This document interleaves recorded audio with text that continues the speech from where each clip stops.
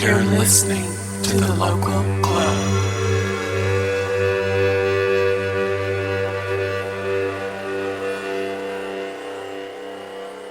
In the spring, when everything's fresh and clean and good, everything seems like it's going to be that way forever. But then you go outside and the leaves are changing and they're crumbling under your feet, and you're not sure what the future will hold for you, once the reality of it starts to hit you, I guess.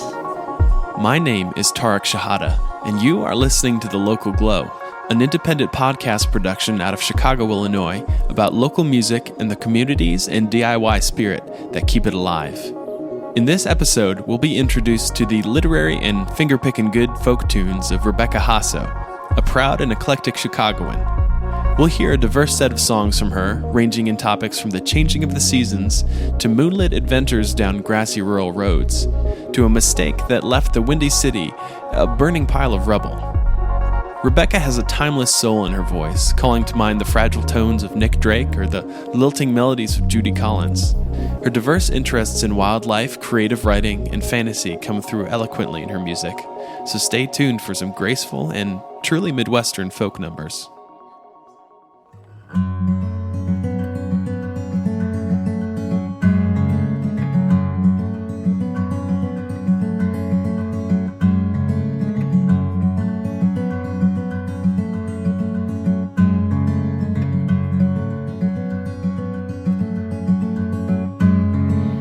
Oh, I can see through the eyes of a newborn baby on a world that is bright and good and everything new. But then my feet tread upon the dead leaves on the ground, and my memory of spring decays like a sound.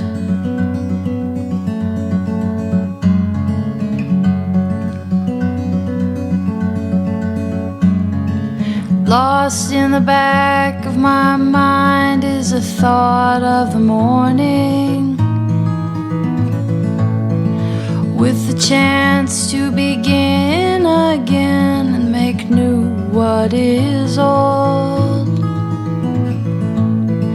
But my soul remains ensnared in the stillness of the night, till the setting sun wipes out everything in sight.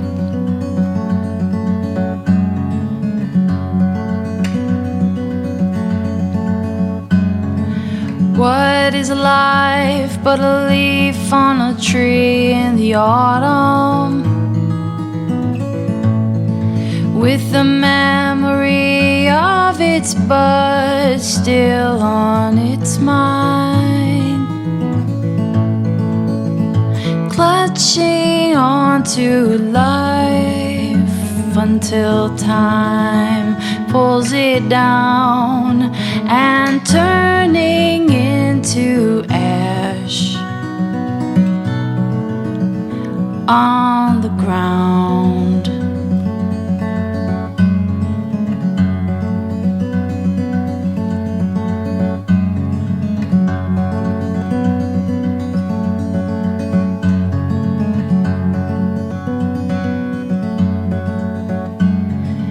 Now all the dews turn to snow and sits on the treetop. As I travel, my breath becomes ice and shatters on the walk.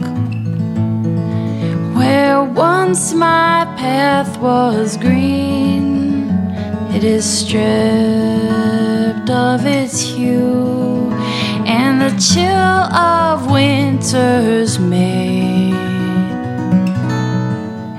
my fingers blue.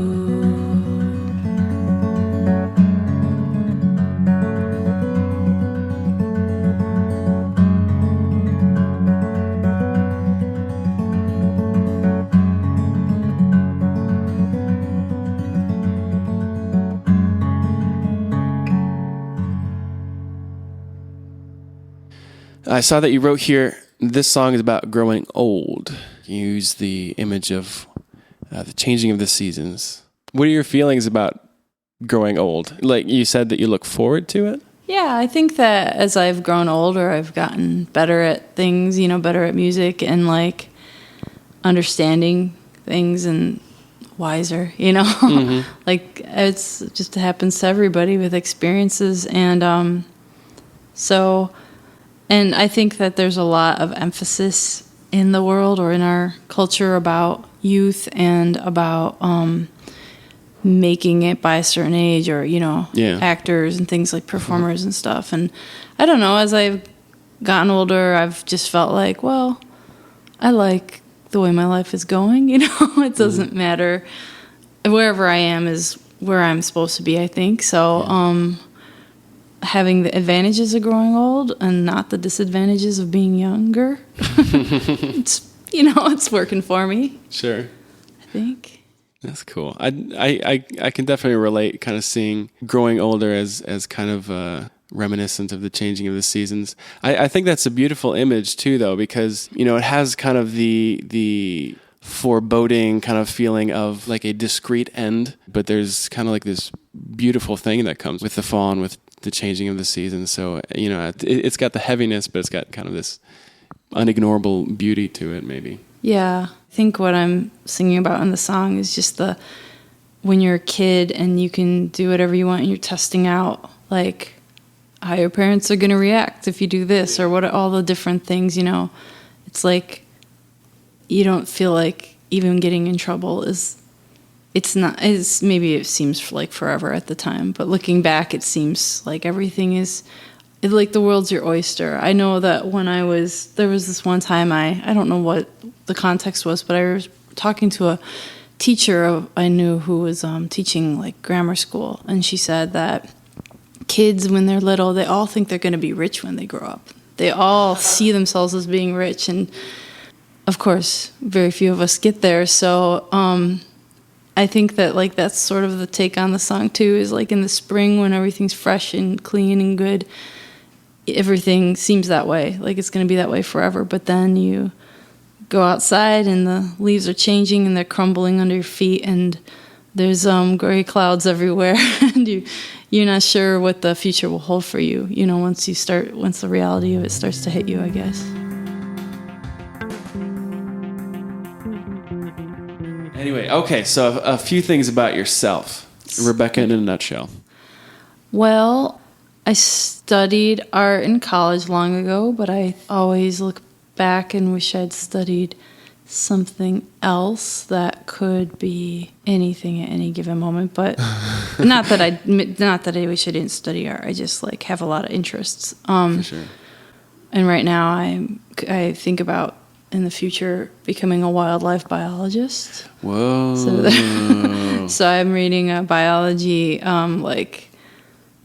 teach yourself biology Nice. textbook to kind of break down, not just for fun. Not like, I don't have any plans to go back to school anytime soon, but it's just grasping the things that were harder for me to grasp when I was in school.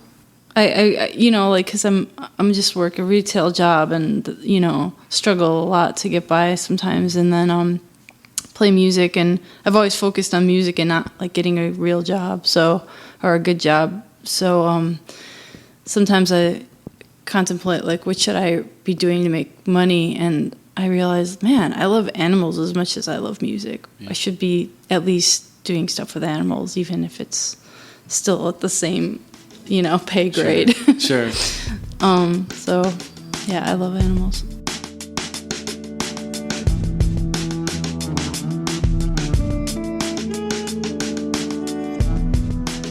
Let's move on to song number 2. What song are you going to play for us? Okay, I'll play How Must I Feel. You ready? I'm ready. Okay.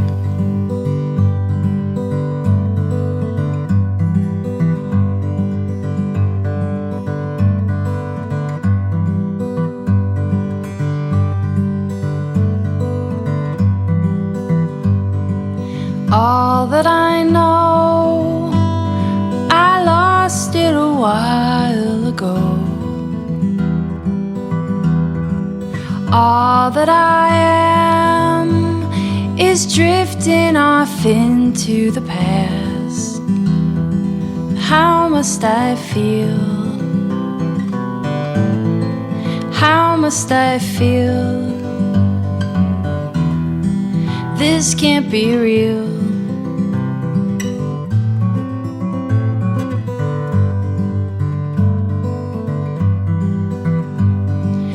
As in a dream, it's like I am floating downstream. And now I fear my memory isn't so clear. How must I feel? How must I feel? This can't be real.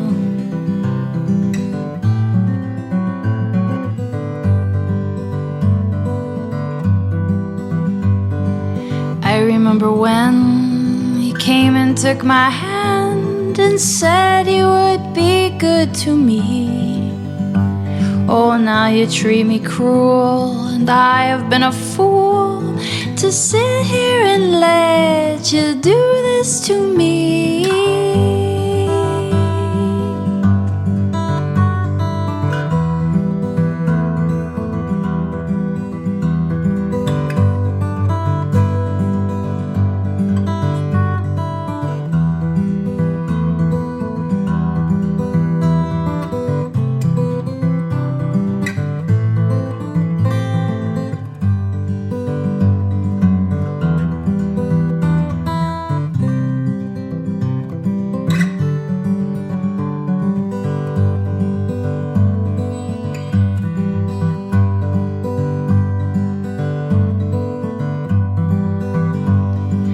All of my plans are slipping like grain through my hands.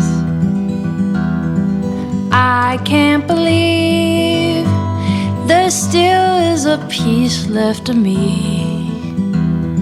But how must I feel? How must I feel? This can't be real.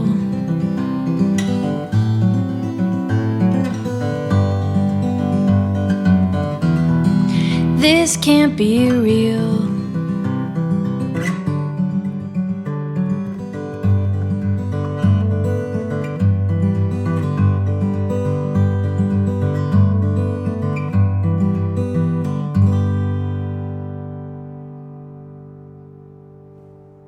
What sort of background do you have in music? Well, I grew up in a kind of musical family. I mean, we like to sing a lot. My mom liked to sing with us and play rhythm band and things like that. And she played the recorder, and we would enjoy that a lot. And then my parents got a piano when I was 10 or so, and everybody went to take piano lessons, but I didn't want to do what they were doing because I always wanted to be different. So I just we had a guitar in the attic, so I wanted to play that. So I did. Nice. I took from the same place they did guitar and piano there. So I learned some guitar in our neighborhood, little neighborhood storefront place, and then it kind of in a year or two later found some music that had chord charts. And even though I hadn't learned chords yet, I sort of understood what they meant and started trying to play it and got really into it. And so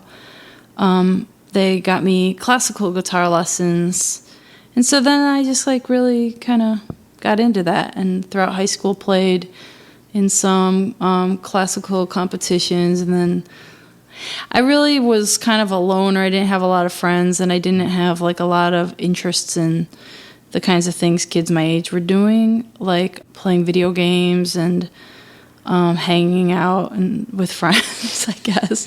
I just liked going home and writing songs a lot. I thought it was really fun and really, nobody really had to tell me to practice. I just thought it was really fun and soothing or something. I had a lot of angst too as a kid, a lot of rage. And so I feel like songwriting was something that helped me maybe process a lot of feelings, problems, or whatever.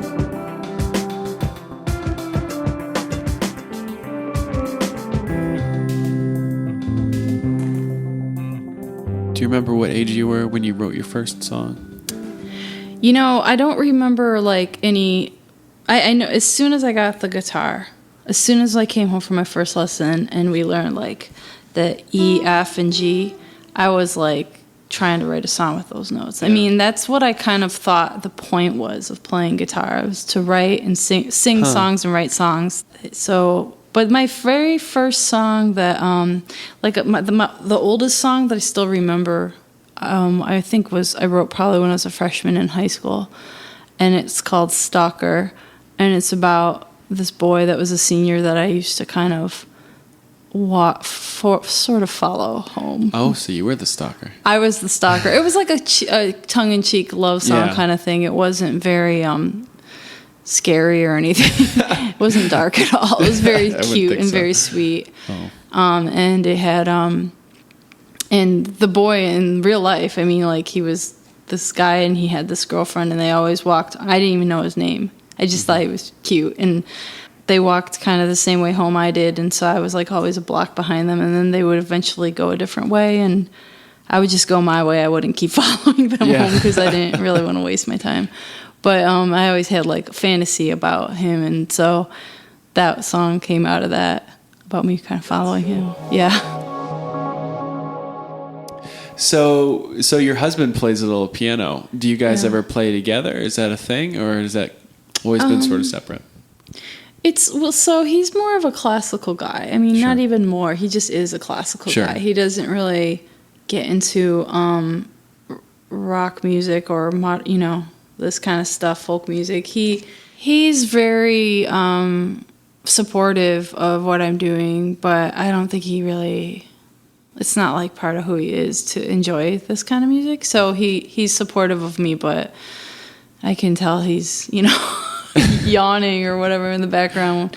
But he comes to see me play every time, and it's kind of like we have our own spaces and we have our own things, and we appreciate each other, and we're both there when the other needs like feedback or an ear. But I don't know how to play classical music. I don't even play classical guitar anymore. Me neither. So what are we gonna do? We're just gonna smile and be happy, I guess. That's cool. That's awesome.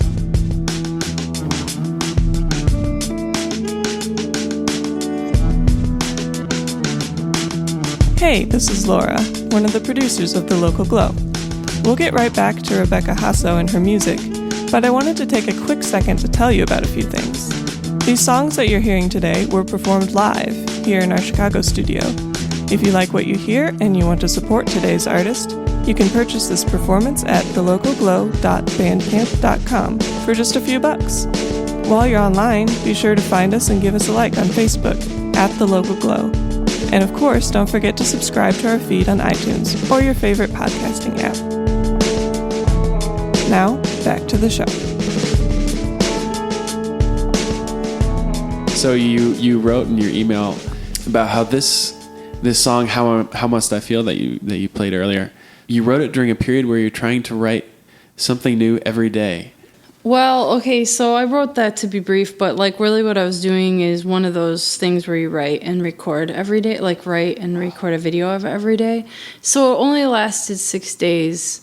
And I wrote 6 songs I think I wrote 6 songs in 7 days. And it was mainly, I don't think that it would be too big of a problem for me to write a song every day. I mean, even if it doesn't have to be a good song, it's just an exercise anyway. But I've gone through periods where I just wrote and wrote and wrote, and it wasn't really too hard. But the problem was writing something.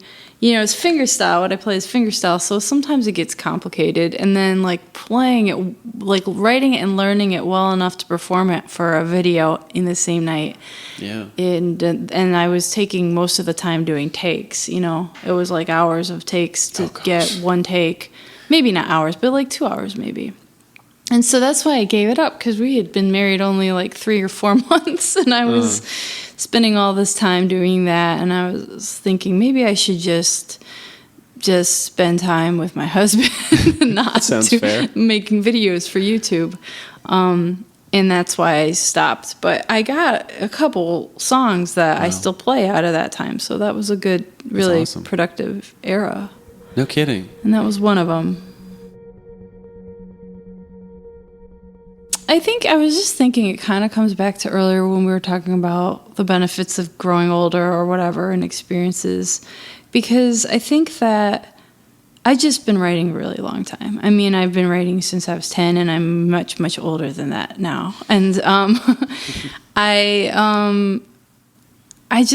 think that, you know, over all the years, there have been just lots of rejected songs and lots which become like just tools in a toolbox, as opposed to like garbage in a waste can, you know. Sure. So there are a lot of tools and tricks and things that, and it's pretty intuitive. It's not like I have a lot of stuff written down, but you know, you come back to them where you realize, oh, this is a pattern that I like and I never really developed or something like that. So it becomes, you know, after a period of time, I think fairly easy because materials are easy to access.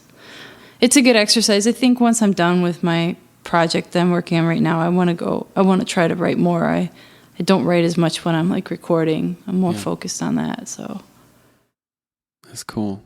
Well, I love just the flow of that song. How Must I Feel Again? I feel like I can get the experience of kind of the writing process as I'm listening to it, you know, and it could just kind of like develop so naturally and so kind of, you know, just got real organic and kind of peaceful feel to it in that way. All right, well, moving on, Moonless is next, right? Yeah. Outside it's dusk and we're sitting on the porch steps. What is there to do at such time? Oh, it's a moonless night.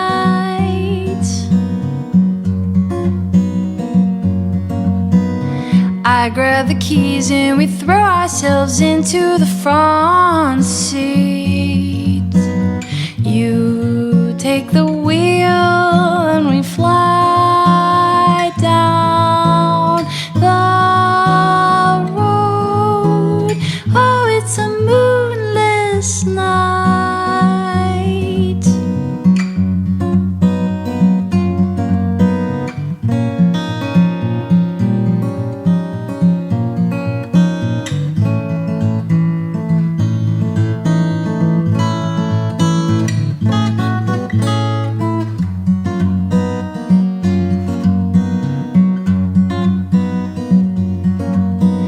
Now we are three, 'cause we picked up a friend to ride with us. Our heads outside the car, watching stars. Oh, it's a moonless night. We pass the lake and the only glow comes from our high beams. I look at you as we round the bend. Oh, it's a moonless night.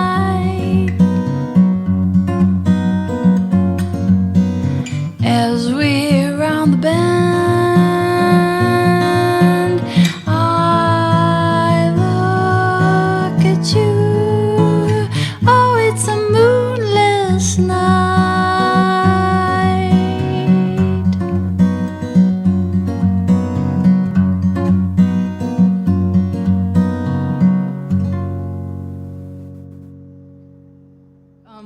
that song is inspired by a commercial I saw. I think it was in the early 2000s, where there was a Volkswagen commercial, and it was about a group of friends who were riding in a Volkswagen car, and they were just enjoying the night, and there was a moon out, and they were enjoying looking at the moon, and they were on their way to a party, and they get to the house. It was kind of like rural area where the house was pushed back from the road. And they get to the house, and there are a bunch of people on the porch and having a good time, and they decide to keep going because they're just enjoying the drive and stuff. And the song on the background of that was the song Pink Moon by Nick Drake. And I had never heard of Nick Drake, and I had never heard that song, but I was sort of obsessed with that commercial and that song. But this was like really before the internet was very useful, so you couldn't just like find out what things were instantly. And every time that commercial was on, I would like tell everybody to be quiet, and I didn't know how to find out who he was. And then years later, when the movie The Garden State came out, I was in the theater and I heard the song, one of the songs in that movie, One of These Things First, which is another Nick Drake song. Still didn't know who Nick Drake was. Years and years have passed. I don't think I knew how to use like a library or like find people who knew these things. And I heard that song, and I instantly was like, that's the guy from the song, from the Volkswagen commercial of 1982 or whatever. And I became then obsessed with finding the soundtrack to The Garden State and figuring out, and I was right. I put it, you know, I found the song One of These Things First, and then it was by this guy, Nick Drake, and I searched all his albums, and I found one called Pink Moon, and I listened to the song Pink Moon, and I'm like, yes. That's the one. I can now move on with my life. So that song, Moonless, it's sort of like, I feel like the guitar part is a little reminiscent of the song One of These Things First, and then the imagery in the song is basically like about the commercial in a way. But it was a really I mean, I love Nick Drake. I mean, that he is one of my main songwriting, I guess, inspirations. So, and his style of singing and just sort of how light and introspective everything feels. I really just love him. So I wanted to make a tribute to him in a way. And I loved Nick Drake's voice, but I really loved that whole experience of watching that commercial and the idea that I too one day will have friends and drive around in a car and just be a Volkswagen. Happy. Yeah, of course it's got to be a Volkswagen. There is no other car. That's so cool. That's something, like, I love Google. Google does great things. Oh my goodness, it's such a different world we live in right now. No I feel kidding. like my favorite expression is let's take it to the web, because like every day we're at work and we're like, well, you know, how long does a duck-billed platypus live?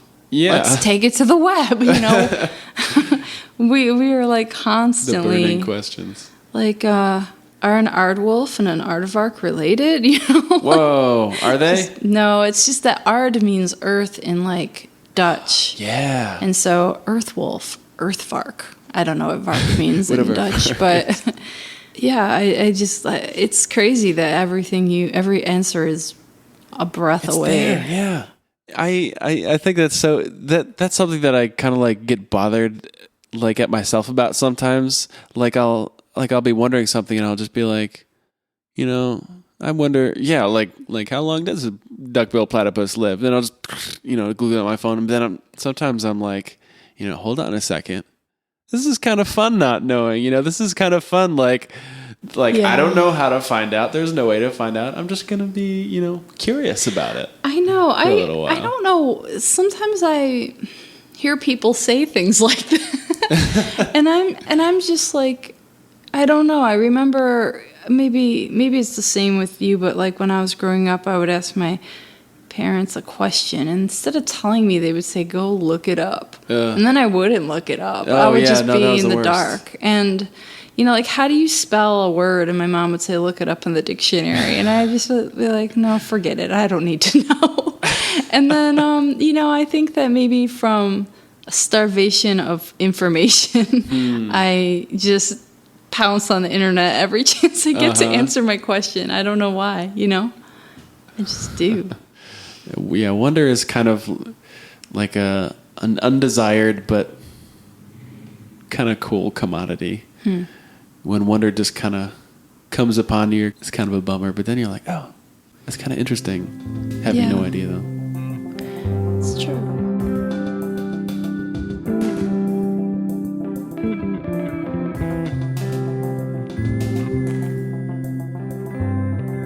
Can you say a couple things about the project that you're working on now? Yeah, so I'm working on an album. I'm in the studio recording it. It's what I'm calling a fantasy folk story album, concept album. And it's basically a story that I developed through songs that is about a girl who deals with a goblin and is rescued by a giant mythological bird. The song I played at first, Winter Comes, is actually the first song on the album. So yeah, and in the beginning I was saying it has to do with growing old, but it actually also is just about the seasons changing and setting a scene for a kind of a winter setting in the forest. So first thing is that I wrote the song Who Is There But Us. It's a kind of like one of the first, somewhat, for me anyway, complex fingerstyle songs that I had written when I had sort of adopted that as my style, maybe almost 3 years ago. And I wrote that song, and I love forests and forest creatures and fairy tales and wild mushrooms growing in forests and moss and all the imagery, So I, up until the point where I wrote that song, I was really getting into that fantasy in my head a little bit. And then I wrote the song, and in the song, you know how when you write songs, sometimes you don't even know what they're supposed to be about. Oh, and you create a world around what the lyrics come out of you, and then you just create a meaning in a way sometimes.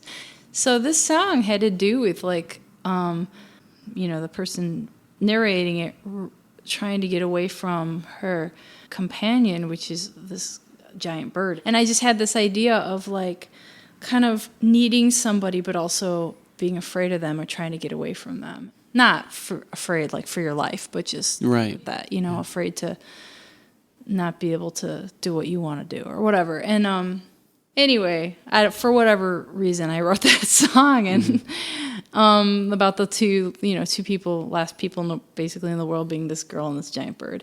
And I went to an open mic and I played it. And I kind of said in a tongue-in-cheek kind of smart aleck way, this song, it's about that feeling, when your only friend in the whole wide world is a giant mythological bird. And then everyone was like, ha, ha, ha. They thought it was funny, and I was, proud of myself for making them laugh. And then when I got home, I remember telling Oscar, my husband, just I want to make a concept. That's, I want to make this into something. I don't know. I want to develop that more and make more songs about this relationship. And I didn't have a story. I didn't know what the story would be, so I was just writing songs, and I was just developing it, kind of like brainstorming through songs.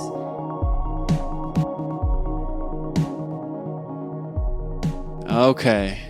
Well, we've got one more song here from you. This song is about the Great Chicago Fire, that fabulous event that destroyed our city, but helped us to create the city that we know today. It was rebuilt in 2 years, I think. That was the miracle of how we pulled together and turned a pile of rubble into a world-class metropolis, which was much more fireproof. So some fun facts to listen for about this song. The materials that people made houses back in the day were mostly consisted of wood, so it was very flammable. And fires were prevalent. They happened all the time. When the Great Chicago Fire of 1871 happened, one of the things that made it spread so wildly was that the firemen, first of all, were exhausted because they had spent a lot of time, I want to say 15 hours the night before putting a fire out. Whoa. And so they hardly had any time to recuperate from that before this fire started. There's all kinds of rumors about Mrs. O'Leary's cow knocking down a lantern or a bucket of gasoline or something like that. And The other thing is that there was always someone looking out for fires. Looking out for fires. Yeah, because it would just happen all the time. Wow. And the city wasn't as sprawling. It was a much smaller area at the time. So what happened was he saw the fire but misread where it was. So the firemen were sent to the wrong neighborhood originally, and they had to scramble to find out where the fire was. And it started on early, I want to say, I think 9 p.m. on Sunday and went till Tuesday. So it went on for a long time, and they never put it out. It just rained. And it was also during a drought, so it was kind of a miracle that it rained and put out the fire. And residents of Indiana could see the flames or the glowing coming from the burning city.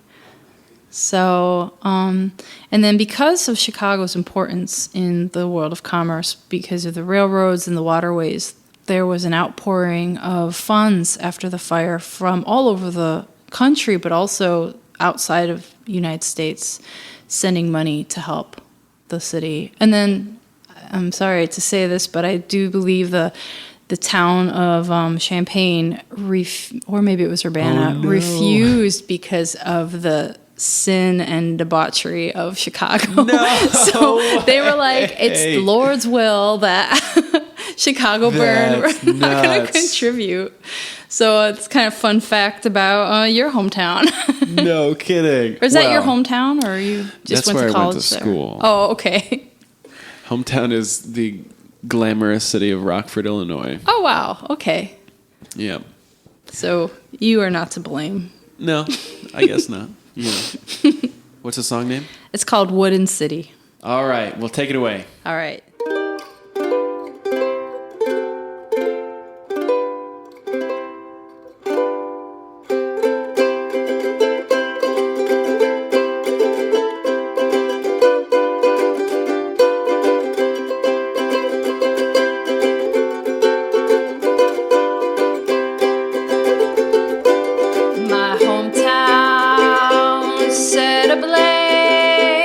October 8, 1871, 9 p.m. Golden flames burn this wooden city down. Do-do-do, do-do-do.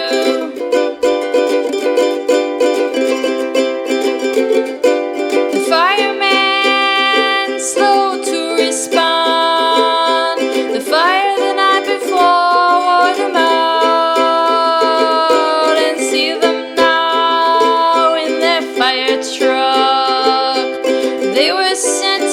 Wrong part of town. Do-do-do, do-do-do.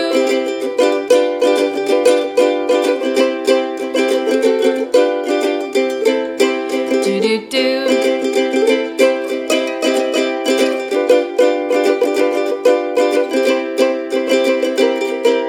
Would you believe those confounded flames? Well, we blamed it on the cow. The city burned from Sunday until Tuesday. I wonder what they'd say if they could see us now. It burned and burned and tore everything up, inspiring chaos at every turn. It burned the water and it burned the land. Indiana saw the glow as it burned, and when at last it burned so long, there was little more that the fire could gain.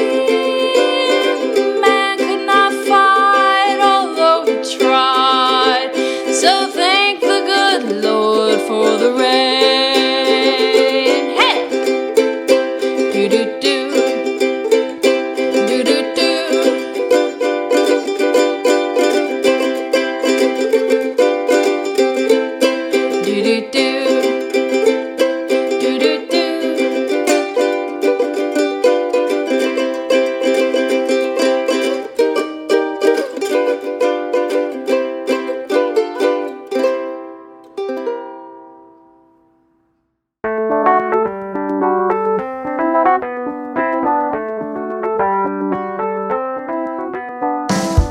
Thanks for listening to The Local Glow. If you enjoyed Rebecca's music, think about putting down a few bucks to purchase today's performance to show her some support. We'll link the music and her Facebook page in the show notes. Have you had the chance to listen to our last episode about Chicago's annual Fed Up Fest? If you haven't, you absolutely should. And for any listeners who were able to make it out to the festival last week, we would love to hear from you about your experience. Email us about it at thelocalglow@gmail.com or connect with us on Facebook at The Local Glow. Of course, don't forget to like our page while you're there to stay up to date. Today's episode was recorded in our studio in lovely Avondale in Chicago, Illinois, and was produced by me, Tarek Shahada, with music mastering by Luke Smith. The episode also featured original music by Paul Schaefer of It and Austin Duncan of Snayl. Today's outro music, which you're jamming to right now, is the song Sabotage by the local Chicago artist Piece of Cake. Thanks to Bryn and the band for letting us use this song. I can't get enough of it. I want to give a big shout out to Sarah Aziza, an extremely talented journalist and writer based in New York City, who also became our first patron last month. Thank you so much for your support of this show and DIY music around the country. We look forward to having the chance to keep your podcast feed flowing with local, independent podcast goodness. If you, dear listener, would like to become a patron and get a fancy shout out as well, check out our Patreon page, linked in the show notes. Thank you, my friends, for keeping local music alive and well. This is The Local Glow. Against what's wrong, I'm right. Against what's wrong,